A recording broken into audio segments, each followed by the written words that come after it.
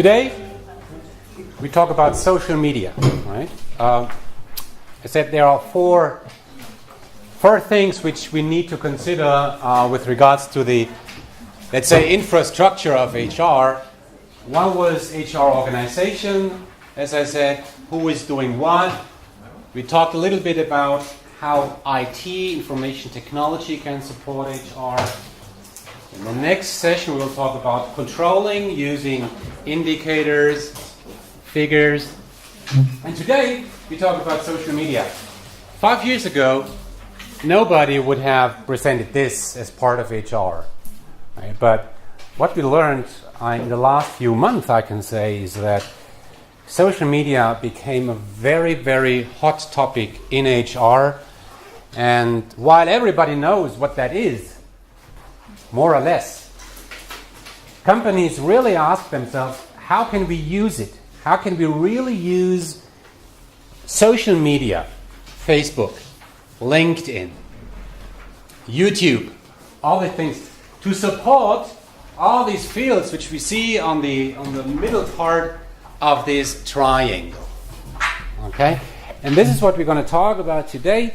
Our leading questions are, how are both the role of the users, the employees, and the markets are affected by Web 2.0 and social media? So, what is the impact of social media, Web 2.0, on users, on the market? I will show you a lot of examples. What are typical examples around social media usage within human resource management? How can you implement this? So, if a company wants to use social media, and the question is not only how to use it, I will talk about this well, but what are the first steps in case that you still have nothing? When you are on the green field, when there is nothing in place, how do you start using social media? You might say, yes, register on Facebook and start running a fan page. That might be wrong. Yeah? You have to have a strategy. So we'll talk about the strategy as well. And the last point, which is quite important, is that there are companies out there where I would recommend never to use social media.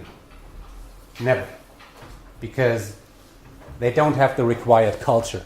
They don't have the required openness. So there are some conditions, legal conditions, cultural conditions, which a company need to consider before starting using social media. Okay?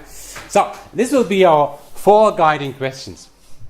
So let's start at the beginning, and I'd like you to understand, really to understand 2 major terms in this particular context. The first term is Web 2.0, and the other term is social media. Let me explain this real quick. When there is a Web 2.0, there probably is a Web 1.0. In fact, we didn't name it that way.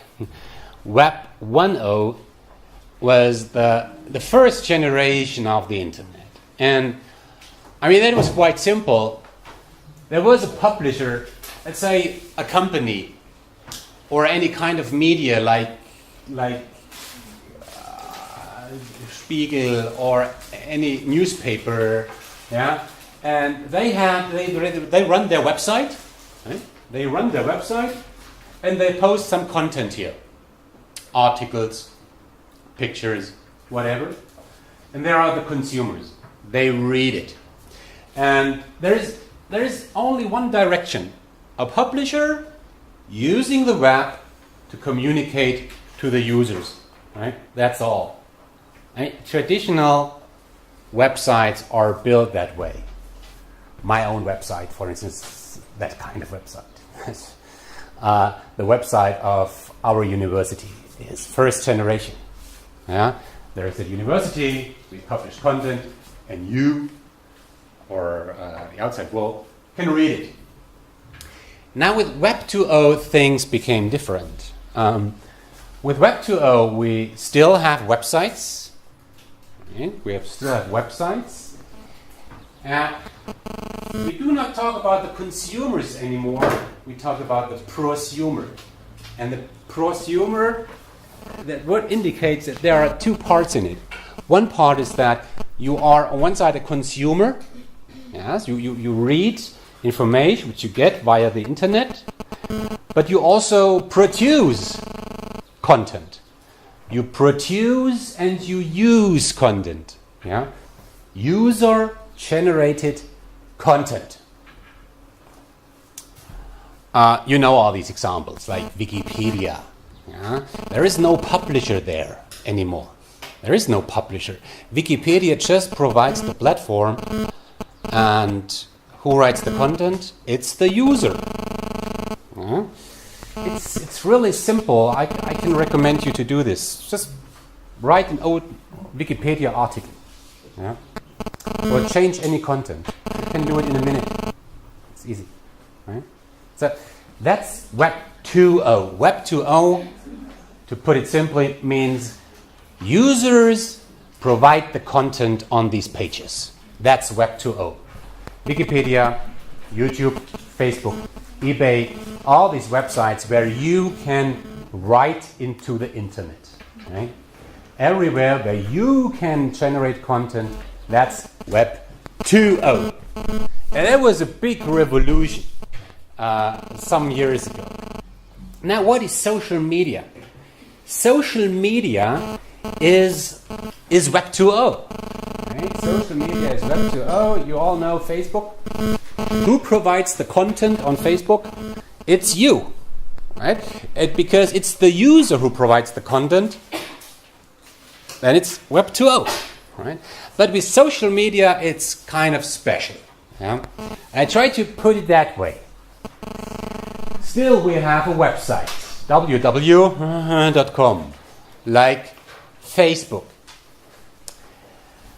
But what you find there on these pages is not primarily a content. It's content, but what you primarily find there is what?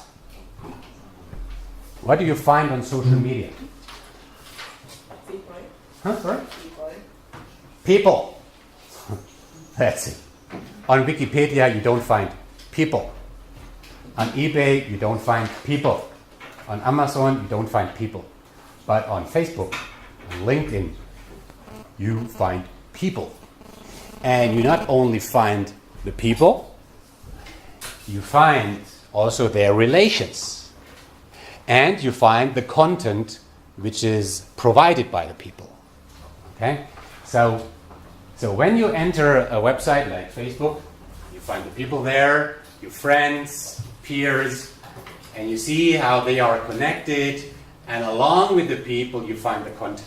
So, I mean, you all know this, but what I want you to take home really is the difference between the first generation of the web, the second generation, Web 2.0, what is the difference?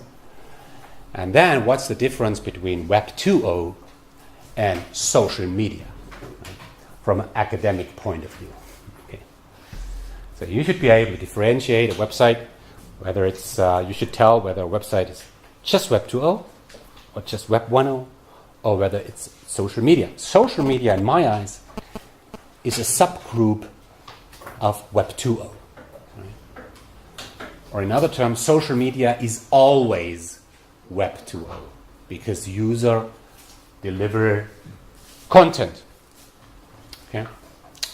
Now the interesting thing with social media is, compared to Google, is that you can like things, right?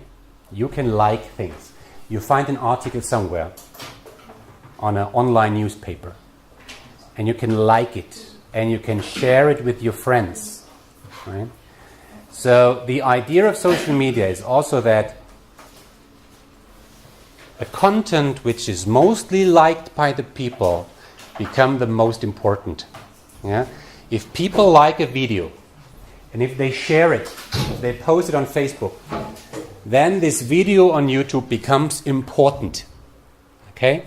The importance of content depends on how many people like it. And that's a fundamental principle of social media. The people tell what they like by liking it, click the button, the so-called social bookmark, and by sharing it via their personal networks. That's the principle of social media. Let me explain Google, because Google is more a traditional way of telling which page is important or not. And you should also understand the basic principles of Google. Now, I have two websites here, right? Website A and website B. Whom of you has an own website? Whom of you has ever generated a website? Okay, about what? In Facebook or? Yeah. Not on Facebook, a website, a static website. We have students' website like IB Consulting. We have a website of business talks. Yeah. So let's take the example of business talks. Our student initiative where we organize congresses every year and bring in entrepreneurs to our university. We have a business talk website, www.business-talk.net. Right. Now, how can you make sure that the people will find this website? How can you make this? Now we talk about search engine optimization. How does Google tell whether this website is important or not? How? It's written on the slide and you should understand this. How is it in science? Let's talk about this for a minute. How is it in science?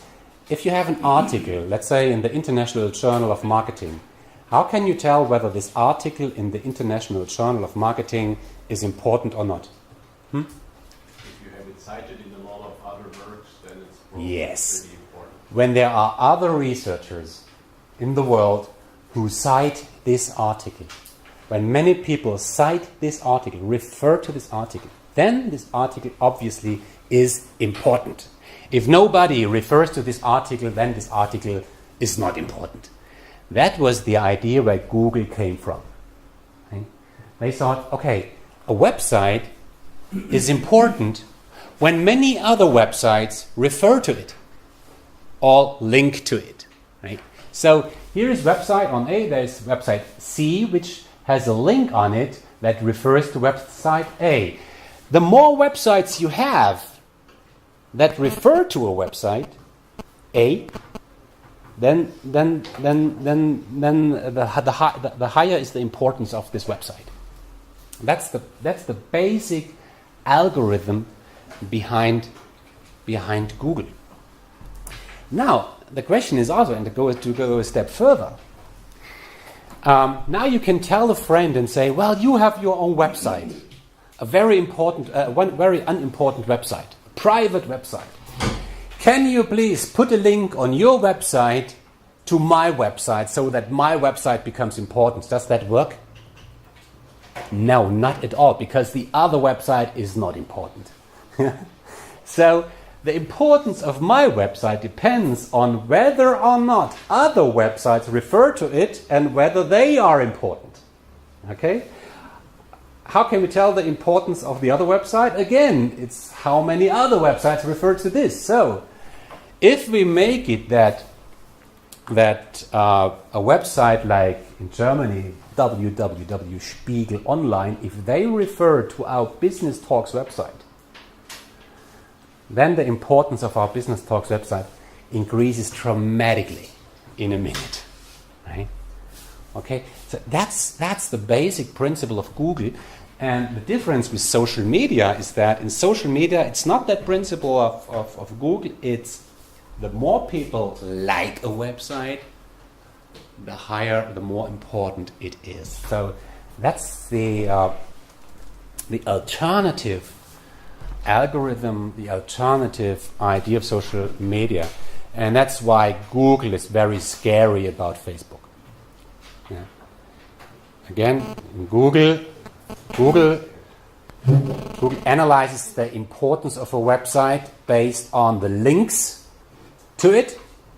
But in social media, the importance of a website, of a content, depends on how many people like it. Okay? So that's much more social. Okay? So, that's theory. Okay. Now, let's talk about practice. And I mean, there is one fundamental thought also about social media. Whenever you talk with any kind of company out there, yeah. So people will tweet what they are eating for breakfast, post picture of their breakfast to Facebook, yeah. And other people will look at the breakfast and make comments. No offense, future man, but is everyone in your time retarded? Yeah. Sorry to burst your bubble, dude, but you asked. Yes, that's the future. We post our pizza on Facebook, and other people like it. Sorry. That's ridiculous. Huh? That's ridiculous. No, it's not. No, it's not. And we talk about why. Yeah? Why is it so important that people post their pizza? Yeah? Okay? So, who posts the pizza? I can refer to a website which I can recommend.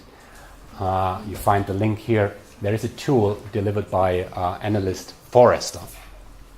It's online. It's always real time. It's based on an international panel. We can go to this. I don't do it, but you can do it as a preparation. And you can filter. You can look at specific target groups. You can, for instance, here I have the people 18 to 24, and country Germany, and gender is not specified. And now I can look at very different groups of people, and you can ask yourself to which group you belong. Yeah, there is this ladder, and this ladder of social technology usage, how they name it, is a way to classify different internet users into different groups. That's the leading way of building categories in the website, in the web. So we still have in this target group, which is you belong to this target group, right? There are still 25% who are inactive. Yeah, rather passive. Sometimes reading something, but not delivering anything. Maybe a little bit on Facebook, but rather passive. The most people are spectators. Spectators are those that read content, that only consume content. Right? Joiners are those which have presence on social media, on different platforms, not only on Facebook, but also on LinkedIn, on German social website like Xing, Twitter. We have some percentage which are collectors, people who constantly collect data using RSS feeds and so on. We have 26% of critics. These are those which make comments, yeah, which not only buy something at Amazon but also make comments whether they like it or not, the product or so. And only 19% of creators, people that really write blogs, upload videos on YouTube, write or edit Wikipedia articles. So the majority of your group are those users which primarily consume content and share content in social media, more or less, but there are only a few really that deliver real content. I mean, whom of you has ever written a Wikipedia article or uploaded a YouTube video? Whom of you? One? You have edited an article, okay, 2, 3, okay, 10%. Okay, 10%.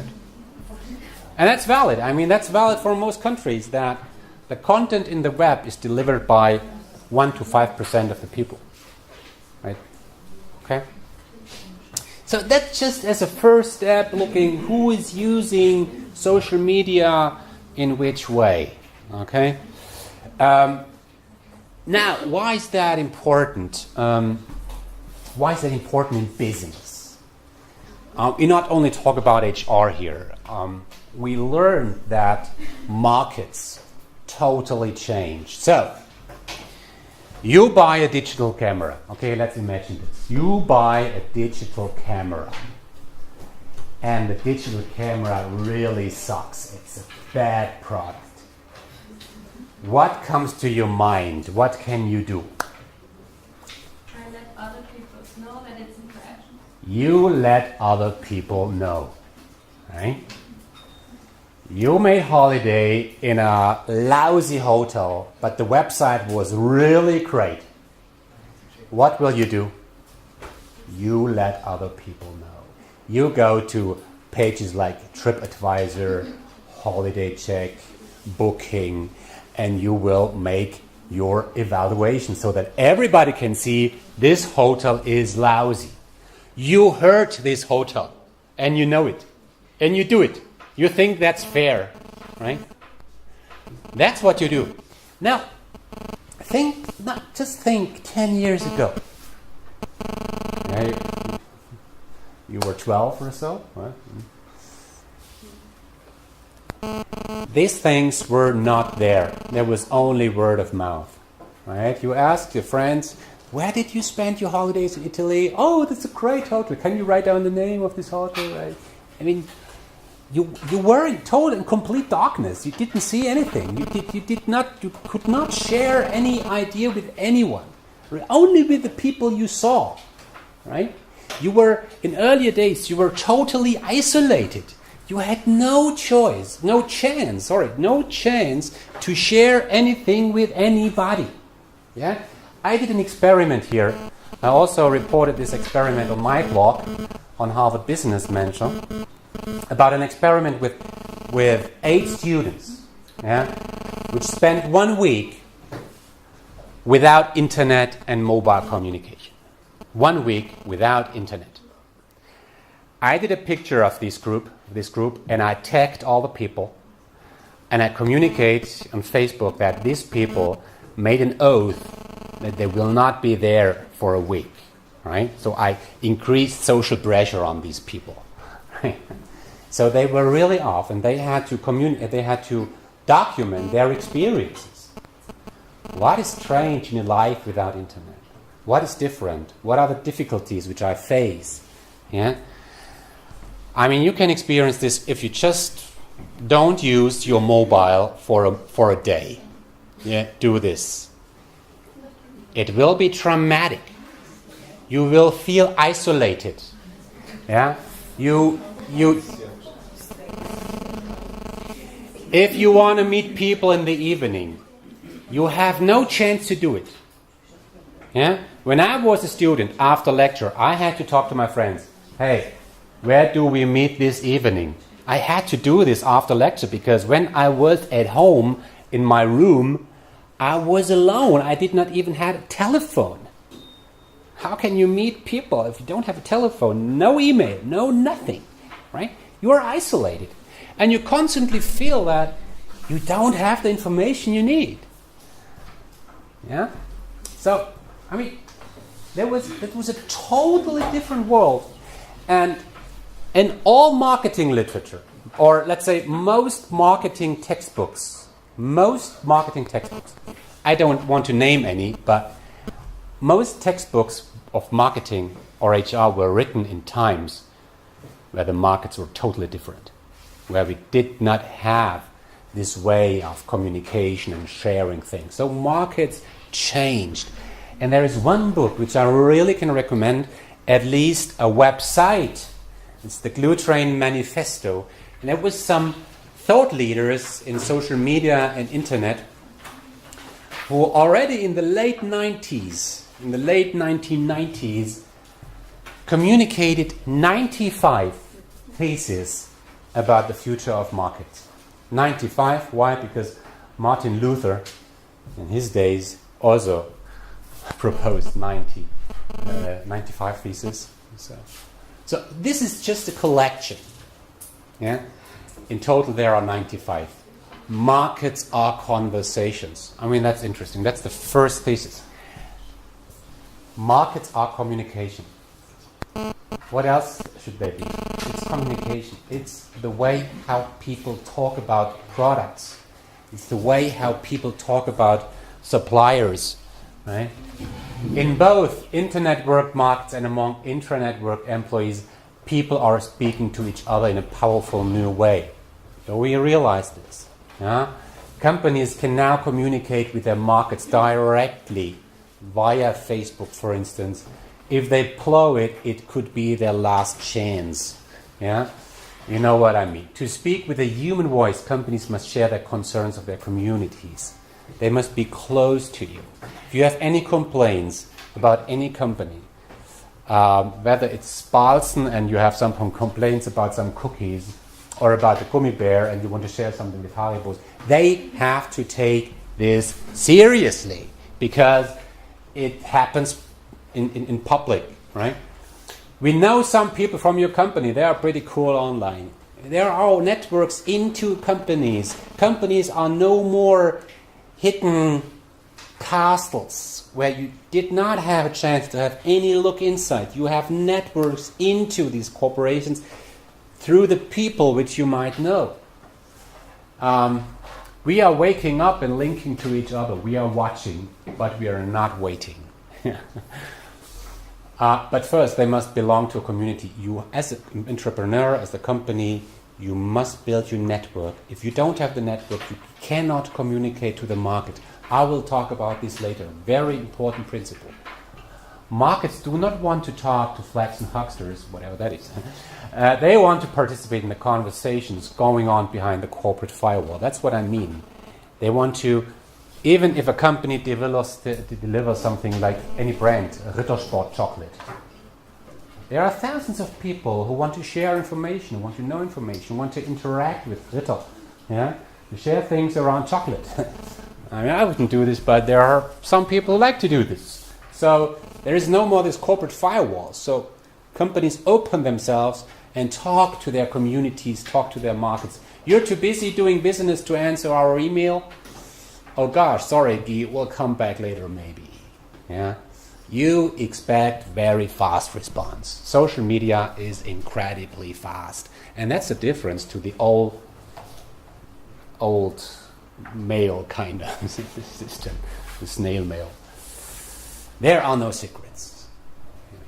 Okay, this just gives you an impression how people in the late 90s have seen how markets will change, and they did change. And we see all this now around 14 years later.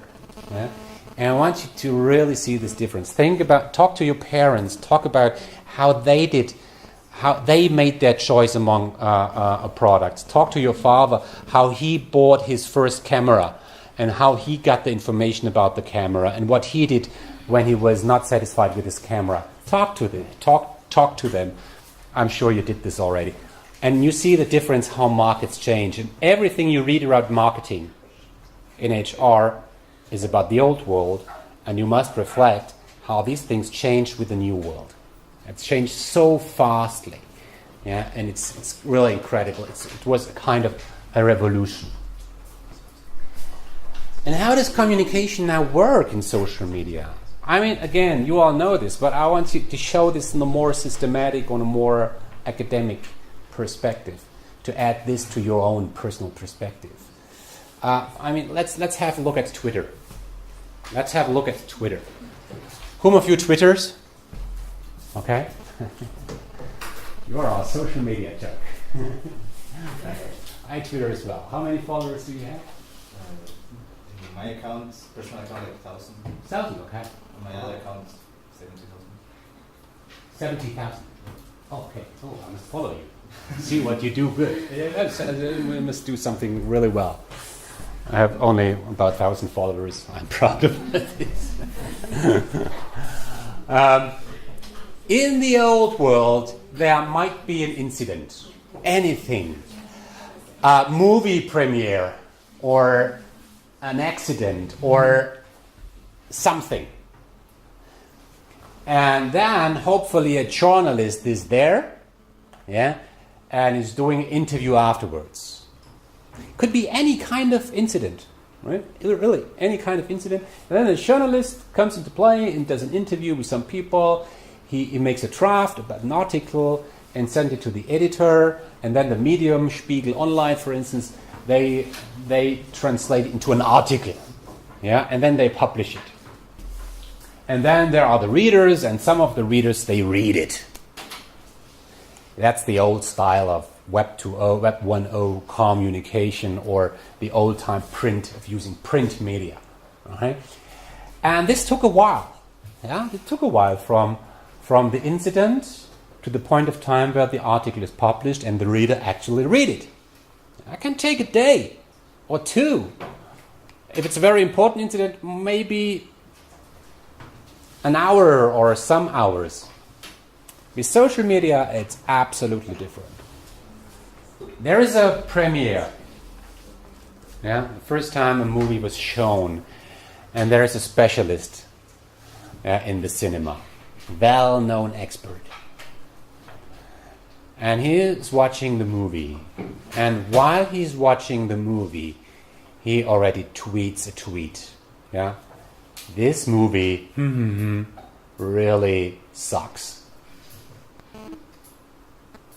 Okay, this expert has some followers, those who are interested in all this cinema kind of stuff. They read it. When do they read it? When do they read it? They follow him. Sorry? They follow him. They follow him. They read it immediately. Yeah, a second later they start reading it. Maybe some of these. They read it and say, "Oh, this expert said that this important movie with Brad Pitt really sucks."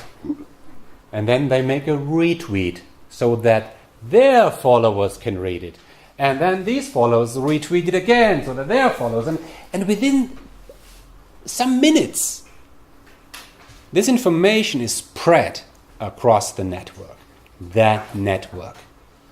Those who are interested in information, they get this information in a minute. And that's the difference with platforms like Twitter compared to the very old style of how an incident gets communicated to the readers after hours or a day. Okay? I mean, that can also be a problem. I mean, there was a case with online shopping portal Otto in Germany. There was one poor employee who edited a price tag to an Apple computer, a MacBook, for 49.90 euro. Obviously, that was a mistake. Yeah?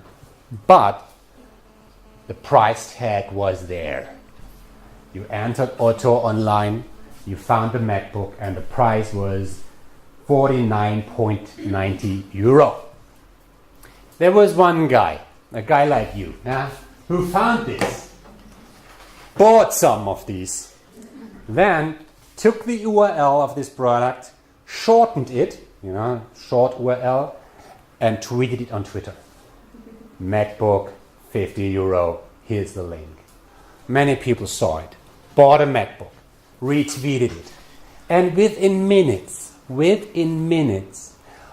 Otto successfully sold thousands of MacBooks. Okay, this is how it can work, right? So,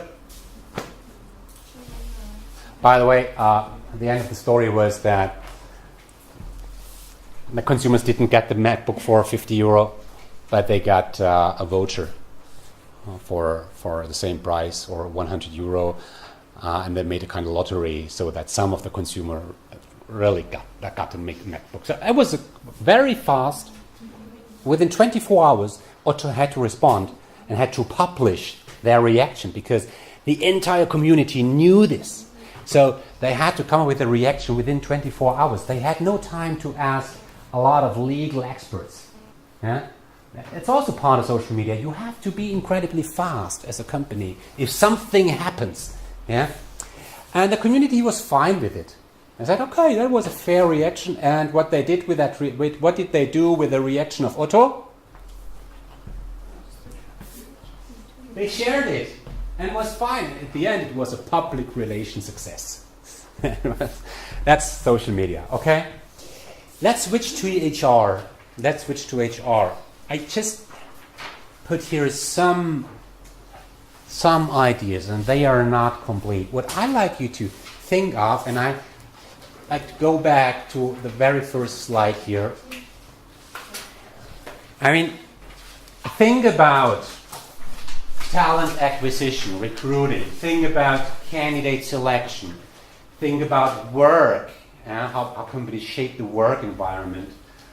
Change management. Think about learning. Think about compensation benefits. Think about retention. Think about talent development. And now, really, as an exercise, pick out one of these fields and think about how social media can support these fields. The selected one. Right? You can do this. Is there any field, any area in our HRM landscape where you would say social media does not play any role? Let's ask this way. Is there anything in HR which you cannot support via social media? Please.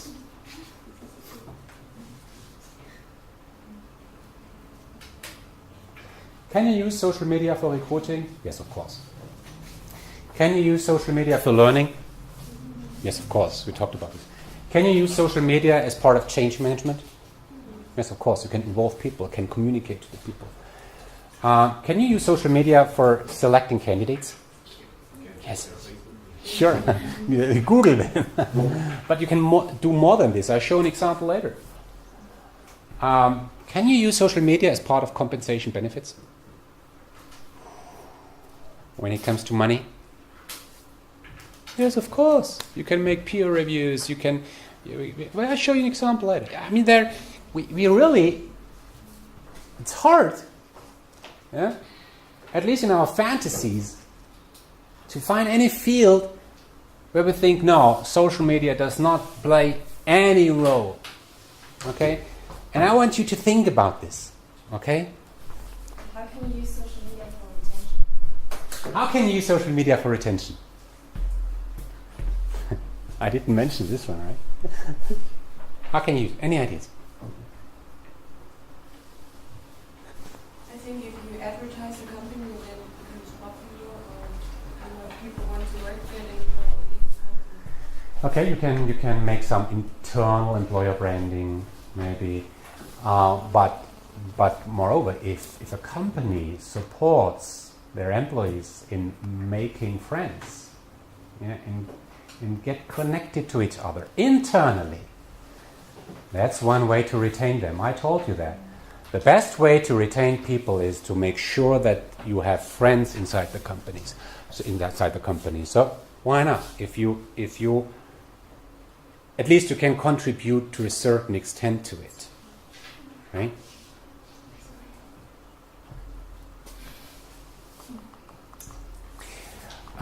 So I used to name this the democratization of human resource management.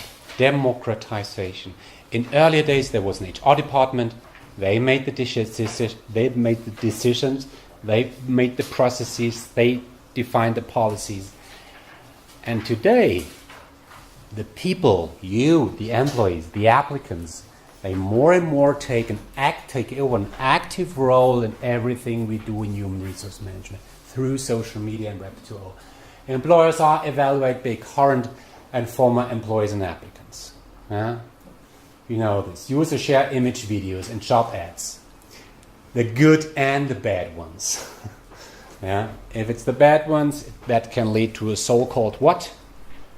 Shitstorm. Everybody can act as a headhunter. There are platforms out there where you really can earn money by referring people out of your network to posted positions.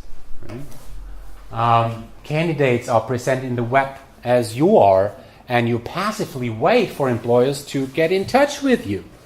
And that's new. You take over control. You sell yourself in the web. Interviewers, future colleagues, and managers are Googled by candidates. When you are invited to an interview and you know who will sit at the table, you will Google these people, will you? Yes, of course. Employees and candidates decide what's good or bad. That very much relates to the Clue Train Manifesto. You recommend employers or you don't recommend employers. You talk positively about employers and jobs or you don't. Yeah, you share your experience. So at the end, it's you. Okay? Teachers and learners become the same. You consume content in the web, but you also can produce content in the web. We talked about this when we talked about learning. You remember? Users who share similar interests communicate, collaborate, and learn in virtual communities. Yeah? If you have a question as an employee, whom do you ask? Your boss? No. You will ask somebody where you believe he or she will have the answer. And you do it via the web. And you will find this person via the web. Current and former employees evaluate each other. Peer rating. We talk about this. Right? People share their thoughts about strategic corporate changes. Also, when we talk about change management, you can involve people. So this is not a complete list, but this list is there to really talk about this question: how can we support human resource management with social media? Let me add one point, and then we move to a very concrete social media strategy after a break. Here I just indicated how social media can be used when it comes to talent acquisition. This is only about talent acquisition. And on top you find all these things which you know or should know. We talked about employer branding. How can I position and present our company as a good employer? How can I get an outside view how other people, candidates or former employees or current employees do see us? Yeah? How can I share career informations? Yeah? We will be on this career fair next week. Yeah? How can you share this information? Or how can you post job ads? How can you interact with candidates? How can you search talents? Yeah? How can you retain talents when you have found these? So these are major fields as part of talent acquisition. You all know these. What I've indicated here is how different platforms can contribute to these different things. And it's not scientifically proven. It's absolutely fine if you have a totally different view on this. Yeah? And I would not expect that you learn this slide by heart, saying, okay, there is a bubble and there is not a bubble. I mean, that's only my view. But what I would like you to do is to think, okay, how can I use LinkedIn or Xing in Germany? Xing and LinkedIn is more or less the same. How can I use this as part of recruiting? I see two major points. You can post jobs there, but most importantly, you can find talented people there. How can you use Facebook to present yourself as a company? Yeah? Are there ways to do this? Think about the different boxes and talk this through.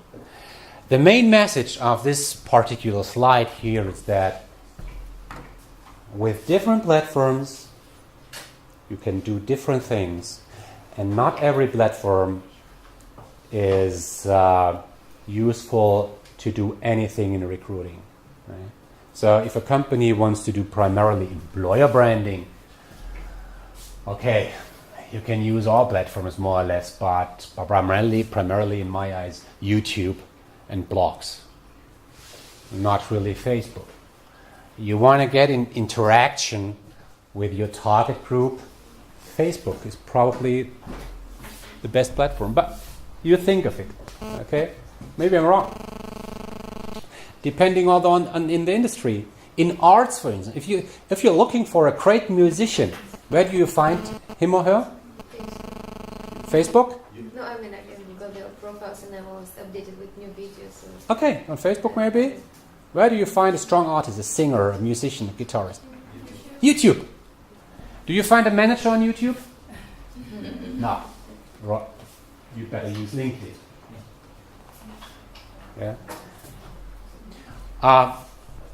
Students. Whom of you is on Facebook? Everybody. Whom of you is on LinkedIn? Yeah? Half of you. In a year, you will all be there. Yeah? Who is on Xing? Okay. Or you can connect each other if you like. Okay. I use all these platforms heavily. Yeah. So, in practice, let's think about a very concrete case. Let's say there is a mid-sized company in the Blue Forest. Yeah? 1,500 employees. And they think about using social media. They heard that it's important. Yeah. So now, what to do?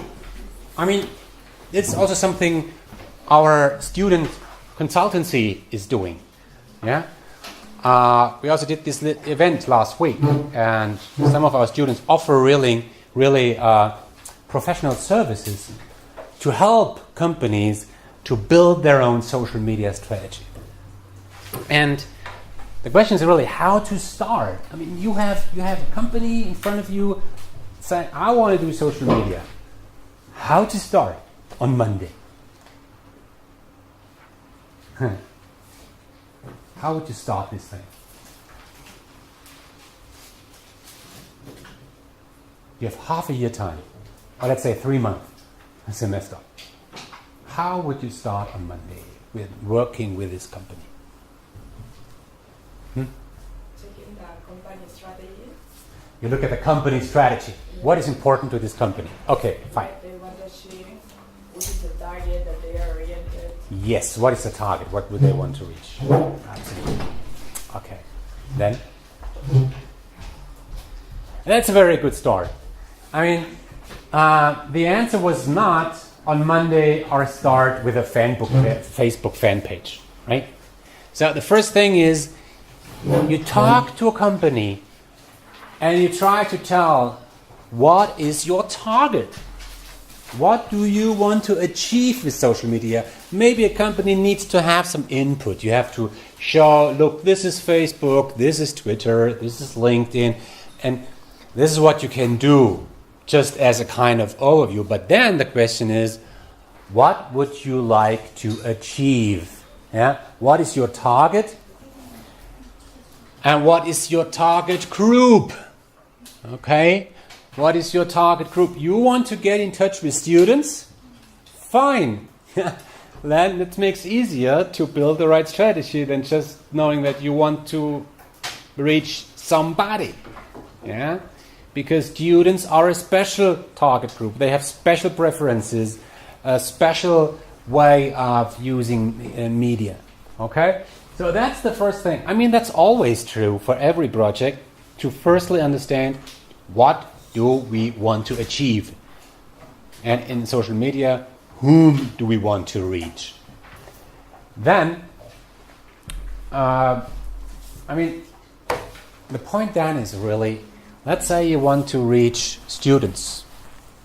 I want to reach students, I want to get in touch with students, I want to get in interaction with students, I want that they apply at my company for anything, for a thesis or internship or whatever, for a job.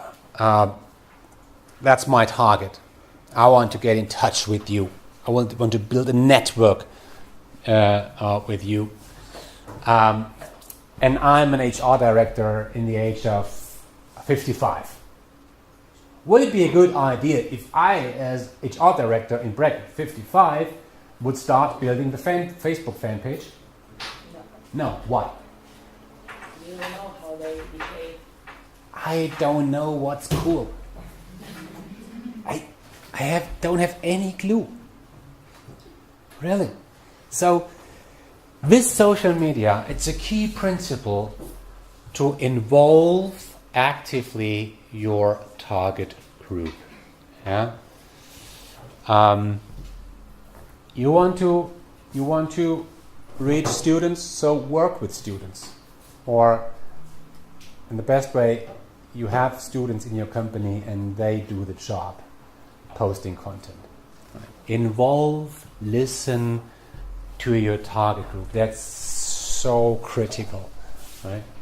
And then just do it. Yeah. You will hardly find a slide in my presentation or in any other presentation in this university where you find a process step saying do it. Typically you read the term implementation. Yeah. Now, I want to put it extreme and say do it. Yeah. That also means don't think too much, because you can't plan things really. You have to try things in social media. You have to make mistakes and you have to learn from it. Yeah? You don't know how things end up. You know this experience where you post something on Facebook and you think, wow, that's an incredible post. What a great picture, and you get 3 likes. Hey, 3 likes only? And then you post something very ridiculous, accidentally, and then you got 50 likes. You know this experience? You can't tell what people like. You have to try it. You have to learn from it. Yeah, and then you check and you develop and you put more efforts on the things where you experience that they work. That's the plan. That's all, right? The main thing you take home is you not just do something. You define your target, involve your target group, and then you do it and learn from it. Okay. So I think the best way to get a better understanding about social media and human resource management is just to have a look at some examples. Okay.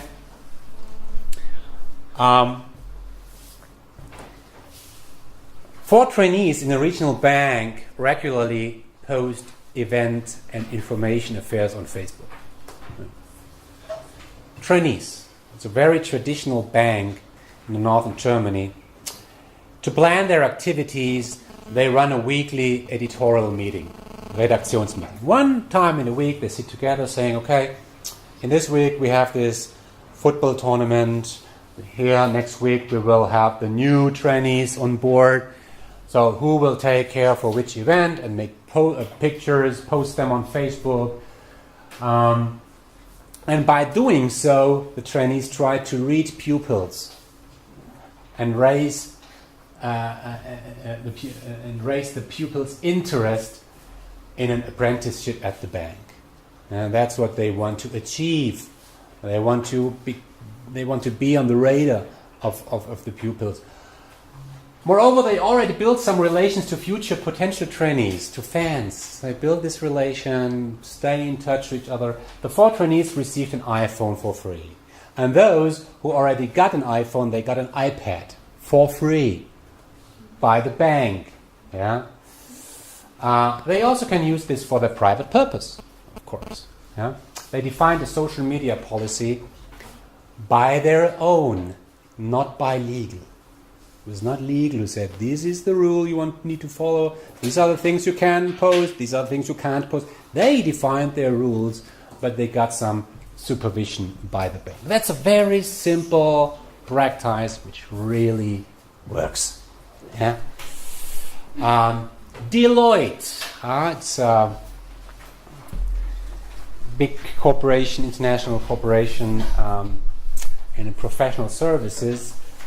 All employees were encouraged to produce videos about their company. Using a handycam or something like this. All videos were then posted on an internal platform, what is not public, and all employees were asked to vote for the best ones, which then were presented on YouTube. So they made an internal voting evaluation about which is the best video. The ultimate objective of this initiative was to present an authentic picture of the company to the outside world and to attract potential candidates. In the first step, they ask the people, please produce videos, but when you do so, please take care that the following topics are covered. So corporate gave guidance to the people how they should do the video. Response was, no. If you tell me how I should do the video, you can do the video by your own. So if you want me to do the video, let me do it how I like to do it. That's the way how it works. And that's social media. Yeah. Employees of an internationally operating company in the telecommunication industry gave HR access to the LinkedIn profile. You might think, that's natural. No, in that particular industry, in that particular company, that was something new. That people were asked really to maintain their LinkedIn profile. And once there is an attractive applicant, his or her relation to current employees is checked, and if possible, HR tries to seek internal references. Oh, there is a new applicant, John, and I can tell from LinkedIn that John is a friend of a colleague, so let's first talk to the colleague and talk about this candidate. Yeah? And then the ones who deliver references are then asked to name further candidates in his or her social network who might fit to the profile in question, just as you would do in an employee referral program. Whom do you know who would best fit to this profile or to our company? There is also a German provider of financial software, and they stopped doing employee surveys in the traditional way. Yeah? They asked the people to go to a website named kununu.com. Yeah? And there, the people can evaluate different things. And they just use this. And the interesting thing is that this website is really public, and everybody can see the results. Right? And that's really courageous. Okay? You know the lemon and orange game? When people are together in a group, 10 people, everybody gets an orange, everybody gets a lemon. And the task is, give an orange to another person with whom you really closely work with and where you appreciate the way you cooperate. And the lemon is for the one colleague where you don't really work with, where you think the cooperation is bad. Okay? So, the orange is for your friend, the lemon is for your enemy. What is the result? Some people get a lot of oranges. That's the best case. What is the worst case? Many lemons, or you get nothing. No lemons, no orange. Some would say, well, I would prefer to have many lemons than nothing. If you get lemons, you feel that you are at least you are there. Right? The power of a man is measured by the number of his enemies and not of his friends. So, in a simple internet platform, all employees of international operating company in the computer gaming industry are encouraged to assign up to 10 points to colleagues they successfully worked with. 10 points you can assign these to colleagues. The amount of points an employee gets by the end of the year determines his or her variable pay. Yeah? That's great. Yeah? The name of this company is Crytek. Yeah? Located in Frankfurt. Fantastic company. Yeah? Producing the Crytek. A German gym franchisor runs an employee manual in the form of internal wiki. That's great. Franchising. Yeah? And this is a franchise where you can run your own fitness center. Yeah? Only for women. It's a women fitness center. And they have an employee manual. How do we deal with different situations? What are the rules in our company? And these rules are not delivered by corporate. The rules are defined and written by the people. In a wiki. What is a wiki? A wiki is a document which can be edited by everybody. So everybody can change the rules. If you change your rule, discussions start. Yeah? And then they will end up somewhere where all people agree to it. Yeah? That's a very democratic way of building an employee and maintaining an employee manual. You all know the traditional suggestion system. There's this kind of box and you can take a piece of paper, write down your suggestion. I have an idea. We should do this. You take the piece of paper and put it in a box. In this company, in a mid-sized insurance company, employees are encouraged to post suggestions, there's a typo, suggestions on an internal platform. There's a website, you can type in your ideas, and all employees have the same budget of 500 euros, which they can assign to suggestions they prefer. I can say, well, this is a great idea. I want to assign 10 euros to it. Okay? The one who brought in a suggestion always gets 10% of the total budget assigned to his or her idea. So if you have a great idea and the people like it and they assign their budget to it, you get 10% of it. And then there is the budget for the idea. Okay? At Daimler, 200 exclusively selected employees write blogs about their daily work life. All around the world, these employees are absolutely free in what they write and how they write. It's a blog, right? The intention is to provide authentic and appealing insights into the daily life of this company and to attract potential candidates. Okay? And now the point is that the traffic of all blogs, of all these articles, so to speak, is constantly tracked, which enables the company to communicate a real-time ranking list of all entries and bloggers. Bloggers want that their blog, their current article, is read by as many people as possible. So this is a kind of competition among bloggers. A good blog is a blog which is read by many people. Right? So there is a kind of internal competition. As a result, all bloggers compete against each other in reaching the top of the list. Okay? Very interesting. There is a global provider of HR software. The name is Cornerstone. I mentioned this company last time. At this globally leading provider, both employees and clients are encouraged to post product proposals on a dedicated platform. So they can say, well, I would like to change the software in this direction, or you should end this functionality, or you should do this.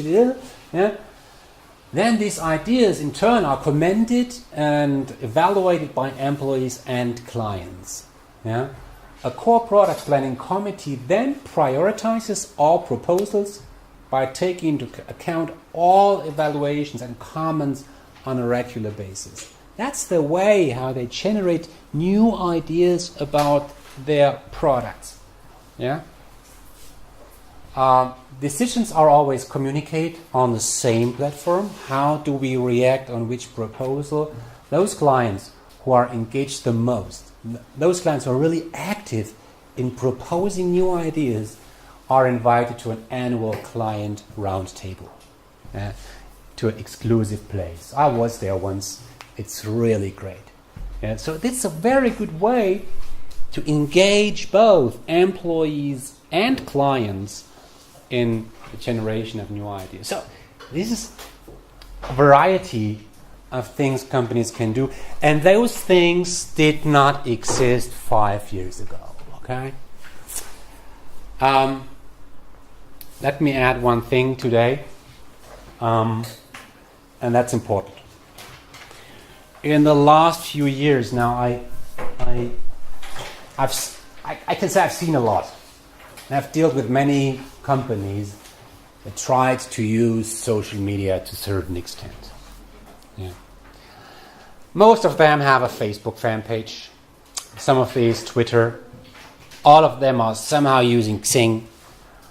But when you have a closer look, you find that these different companies use social media in very different ways. And I thought about how can I classify these different ways of social media usage. And I put it in a way that I say, okay, let's have a look at different roles. What are central instances do in this game? Yeah? For instance, the executive board, or HR, or corporate communication, all these central units. What do central units do in this game? And what do the employees do? Right? So these are the employees. These are, let's say, corporate communication, HR, management. Okay? And this is the outside world. And I find it a very good way to understand social media usage in looking how these different fields, the central unit, the employees, and the outside world are connected, and how much responsibility they have in using social media. It will become clearer when I show you the different types. So the first type, I name it uncontrolled passive communication. This is what we still find in many corporations. It's that neither corporate communication nor HR play any role in social media usage. They do simply nothing. But they have some people, employees, they have their Facebook pages, they Twitter, they are on LinkedIn, and they connect to the outside world. But management, corporate communication, they sometimes don't even realize that the people are active in social media. Okay? It's a very passive way of using social media. You let the people just do something. I mean, if this thing is totally empty, that's the extreme way. You forbid the people to use social media. Also, that model still exists, but then I would not name it social media usage because it's not there. Okay. What I then find, and maybe you can have a look at some bigger corporation. Look at Ernst & Young. Look at Bayer. Look at Lufthansa. Look at Telekom. And you will feel who really posts the content. The employees? No. What you find at these companies is that it's not the people who post the content, it's HR. The HR department. There is somebody sitting in HR posting all the content. You can tell it because the content you find on these fan pages are very, very polished. Yeah, always these nice group photos, smiling people, some very boring content. Yeah, it's just like a corporate newspaper, but on Facebook. Yeah. It's not that you find a pizza. It's not that you find the new coffee machine or something like this. It's polished. It's information just delivered by corporate communication, as if they would do it on a corporate website. They just use Facebook as a kind of website where they regularly post something. What you also find, please have a check check these websites, these fan pages. We don't get many responses, not many likes, not many comments on these very polished content. They are boring. They are not delivered by the same target group. So an alternative model, and I name it the delegated communication, you find on the right-hand side. Remember the case which I've shown you about the Volksbank Lübeck. Yeah? There, four employees were asked to post the content. So they are selected and they got the right to post things on the company Facebook page. So they delegated to the people, and the people, they then post the content. That's a very controlled way of letting people communicate things. It's not so extreme like the one in the middle where you really find only polished content.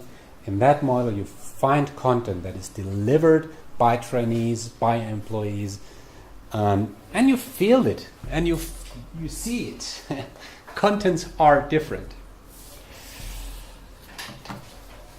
Some companies go even a step further and say, and I name it peripheral communication. Management or HR or corporate communication says, social media is about you people. It's not, as corporate communication, we will communicate things on different media, on the static website, on print media, but everything we do on social media, on Facebook, Twitter, that is up to the employees. That's a really democratic, decentralized approach. You let the people communicate, okay? You allow them to do this. Peripheral communication.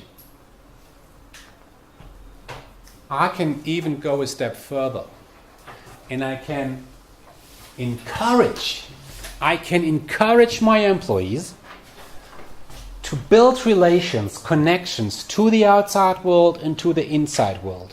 Saying, we want employees who have at least 400 connections on Xing or LinkedIn.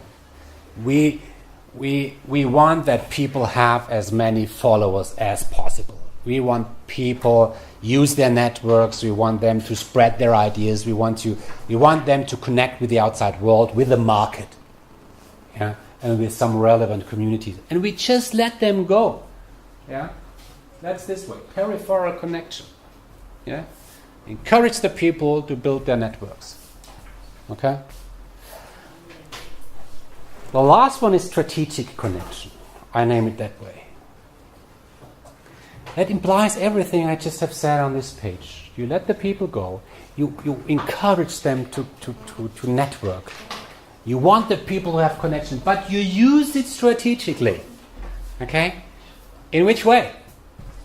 Let's say you use employee referral programs. Yeah? You say, well, our people are so well connected to the outside world. Let's make strategic use of this. Yeah? We use the networks of our people to find the most brilliant people. That's a strategic usage of the networks which we have through our people. Or think about sales. You say, okay, the networks of our people can be strategically used to increase revenue.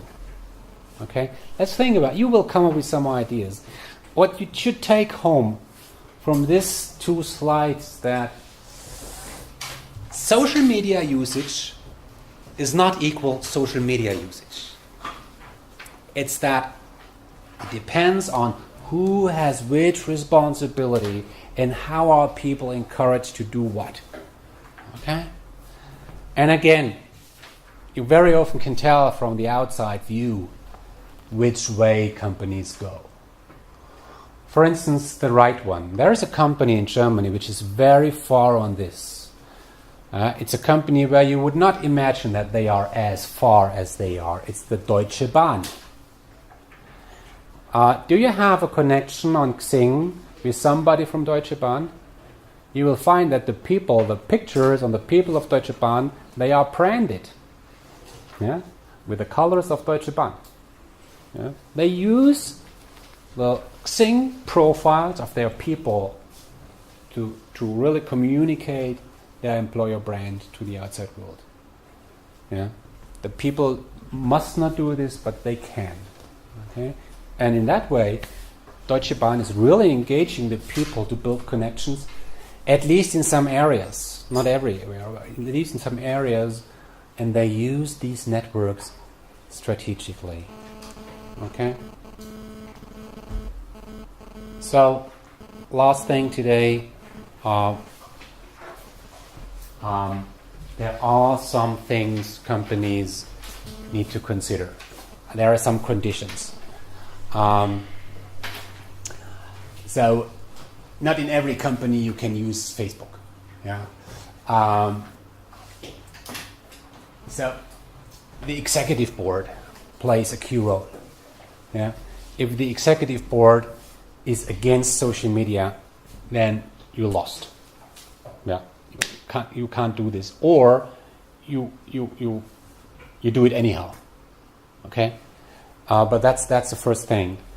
And then the question is, what are the chances and risks which are seen by the executive board? I mean, they have the worries. If you are a bank, do you really want that your employees of the bank, that you become friends with your clients, yeah, and you see the clients see the employee lying at the beach? I mean, do you really want this? Or do you worry that some information which are sensitive really go to the outside world? What chances and risks are seen by the executive board? Right? Is there a culture of openness and trust? Or is a company very hierarchical where all things are decided on top? Yeah? Social media means that you know this, that you must be very open. You must rely on the people that they post and communicate the right things. Yeah? The people in your company, do they naturally use social media? If you look inside the company and, for instance, you look at all the people which are on Xing or LinkedIn inside your company, and you just find 2 in a company of 500 people, you'll find that the people in your company, they don't deal with that stuff. If the people don't think in social media terms, you can forget it. Okay? In some industries, this is still the case. Yeah? What are the real opportunities? What can you really achieve with it? Okay? But related to the worries which organizations have, I mean, they sometimes are real. Yeah? And that's why companies have some policies, some rules, how people should use social media. Yeah? What you find on these pictures are some of the typical rules which you find in most of the companies. Okay? Just for instance, you say, don't communicate any sensitive data about new product developments, about financials, things like this. You should not try to solve interpersonal conflict on the corporate Facebook page. I mean, that's clear. Yeah, but maybe some people need that rule. The interesting idea behind social media policies is, if a company does this well, these rules are not developed by the legal department. If you ask the legal department to come up with some social media rules, you will find such a binder. Yeah? And you can't communicate a binder to the people. So never ask legal. Okay? The better way is to sit together with the people who post in the name of the company and ask themselves, okay, let's have a workshop. As Volksbank did, I've shown you this case, or this franchise company. Let the people develop the rules, and then they understand it, and then they accept it, and they follow up on the rules. Okay, so that was a lot around social media. Again, you know what that is. I hope that I could add some more thoughts from a more academic point of view. Okay, thank you for today, and we see us in 2 weeks.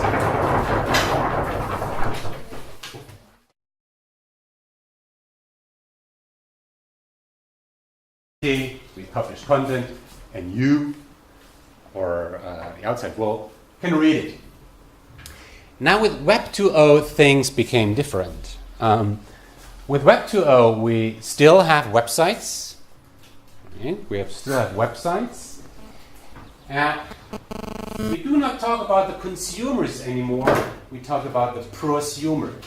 And the prosumer, that word indicates that there are 2 parts in it. One part is that you are on one side a consumer.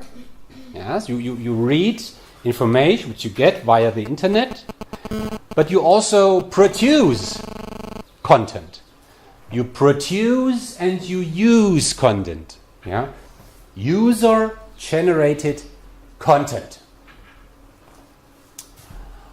You know all these examples, like Wikipedia. Yeah? There is no publisher there anymore. There is no publisher. Wikipedia just provides the platform, and who writes the content? It's the user. Yeah? It's really simple. I can recommend you to do this. Just write an old Wikipedia article. Yeah? Or change any content. You can do it in a minute. It's easy. Right? So that's Web 2.0. Web 2.0, to put it simply, means users provide the content on these pages. That's Web 2.0. Wikipedia, YouTube, Facebook, eBay, all these websites where you can write into the internet. Right? Everywhere where you can generate content, that's Web 2.0. And that was a big revolution some years ago. Now, what is social media? Social media is Web 2.0. Right? Social media is Web 2.0. You all know Facebook. Who provides the content on Facebook? It's you. Right? Because it's the user who provides the content, then it's Web 2.0. Right? But with social media, it's kind of special. Yeah? I try to put it that way. Still, we have a website, www.com, like Facebook. But what you find there on these pages is not primarily a content. It's content, but what you primarily find there is what? What do you find on social media? Huh? Sorry? People. That's it. On Wikipedia, you don't find people. On eBay, you don't find people. On Amazon, you don't find people. But on Facebook, on LinkedIn, you find people. And you not only find the people, you find also their relations. And you find the content which is provided by the people. Okay? So when you enter a website like Facebook, you find the people there, your friends, peers, and you see how they are connected, and along with the people you find the content. So, I mean, you all know this, but what I want you to take home really is the difference between the first generation of the web, the second generation, Web 2.0, what is the difference? And then what's the difference between Web 2.0 and social media, right? From an academic point of view. Okay. So you should be able to differentiate a website, whether it's, you should tell whether a website is just Web 2.0 or just Web 1.0, or whether it's social media. Social media, in my eyes, is a subgroup of Web 2.0. Right? Or in other terms, social media is always Web 2.0 because user deliver content. Okay. Now the interesting thing with social media is, compared to Google, is that you can like things, right? You can like things. You find an article somewhere on an online newspaper, and you can like it, and you can share it with your friends, right? So the idea of social media is also that the content which is mostly liked by the people become the most important. Yeah? If people like a video, and if they share it, if they post it on Facebook, then this video on YouTube becomes important. Okay? The importance of content depends on how many people like it. And that's a fundamental principle of social media. The people tell what they like by liking it, yeah, click the button, the so-called social bookmark, and by sharing it via their personal networks. That's the principle of social media. Let me explain Google, because Google is more a traditional way of telling which page is important or not. And you should also understand the basic principles of Google. Now, I have two websites here, right? Website A and website B. Whom of you has an own website? Whom of you has ever generated a website? Okay, about what? In Facebook or Not on Facebook, a website, a static website. We have students' website like IB Consulting. We have a website of business talks. Yeah. So let's take the example of business talks. Yeah, a student initiative where we organize congresses every year and bring in entrepreneurs to our university. We have a business talk website, www.business-talk.net. Right. Now, how can you make sure that the people will find this website? How can you make this through media? You might say, yes, register on Facebook and start running a fan page. That might be wrong. Yeah? You have to have a strategy. So we'll talk about the strategy as well. And the last point, which is quite important, is that there are companies out there where I would recommend never to use social media. Never. Because they don't have the required culture. They don't have the required openness. So there are some conditions, legal conditions, cultural conditions, which a company need to consider before starting using social media. Okay? So this will be our 4 guiding questions. So let's start at the beginning, and I'd like you to understand, really to understand 2 major terms in this particular context. The first term is Web 2.0, and the other term is social media. Let me explain this real quick. When there is a Web 2.0, there probably is a Web 1.0. In fact, we didn't name it that way. Web 1.0 was the first generation of the internet. And I mean, that was quite simple. There was a publisher, let's say a company, or any kind of media like Spiegel or any newspaper, yeah, and they run their website, right? They run their website, and they post some content here, articles, pictures, whatever, and there are the consumers. They read it, and there is only one direction: a publisher using the web to communicate to the users. Right? That's all. Right? Traditional websites are built that way.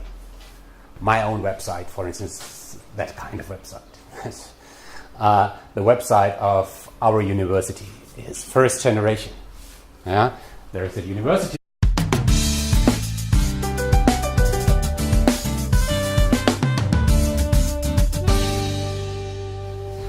Today, we talk about social media, right? I said there are four things which we need to consider with regards to the, let's say, infrastructure of HR. One was HR organization, as I said, who is doing what. We talked a little bit about how IT, information technology, can support HR. In the next session, we'll talk about controlling using indicators, figures. And today, we talk about social media. 5 years ago, nobody would have presented this as part of HR. Right? But what we learned in the last few months, I can say, is that social media became a very, very hot topic in HR. And while everybody knows what that is, more or less, companies really ask themselves, how can we use it? How can we really use social media, Facebook, LinkedIn, YouTube, all the things to support all these fields which we see on the middle part of this triangle. Okay? And this is what we're going to talk about today. Our leading questions are: how are both the role of the users, the employees, and the markets are affected by Web 2.0 and social media? So, what is the impact of social media, Web 2.0, on users, on the market? I will show you a lot of examples. What are typical examples around social media usage within human resource management? How can you implement this? So, if a company wants to use social media, and the question is not only how to use it, I will talk about this well, but what are the first steps in case that you still have nothing? When you are on the green field, when there is nothing in place, how do you start using social